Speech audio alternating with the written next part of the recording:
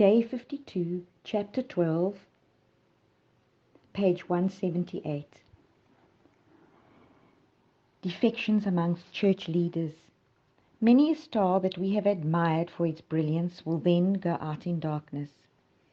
Men whom he has greatly honored will, in the closing scenes of earth history, pattern against ancient Israel, and depart from the great principles Christ has laid down in his teachings, a working out of human projects, using the scriptures to justify a wrong course of action under the perverse working of Lucifer, will confirm men in misunderstanding, and the truth that they need to keep them from wrong practices will leak out of the soul like water from a leaking vessel. Many will show that they are not one with Christ, that they are not dead to the world, that they may live with him, and frequent will be the apostasies of men who have occupied responsible positions. Unsanctified ministers will be weeded out. The great issue so near at hand, enforced by the Sunday laws, will weed out those whom God has not appointed, and he will have a pure, true, sanctified ministry prepared for the latter rain. Many will stand in our pulpits with the torch of false prophecy in their hands, kindled from the hellish torch of Satan. Some will go out from among us who will bear the ark no longer, but these cannot make walls to obstruct the truth, for it will go onward and upward to the end. Ministers and doctors may depart from the faith, as the word declares they will, and as the messages that God has given his servants will declare they will. The church may appear as about to fall.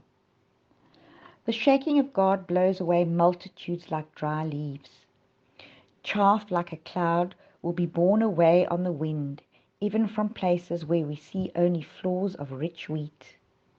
Soon God's people will be tested by fiery trials, and the great portion of those who now appear to be genuine and true will prove to be base metal.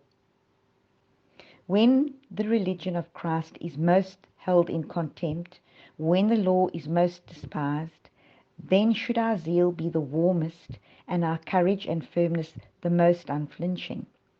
To stand in defense of the truth and righteousness when the majority forsake us, to fight the battles of the Lord when champions are few, this will be our test. At this time we must gather warmth from the coldness of others, courage from their cowardice, and loyalty from their treason. The church may appear as about to fall, but it does not fall. It remains while the sinners in Zion will be sifted out, the chaff separated from the precious wheat. This is a terrible ordeal, but nevertheless it must take place.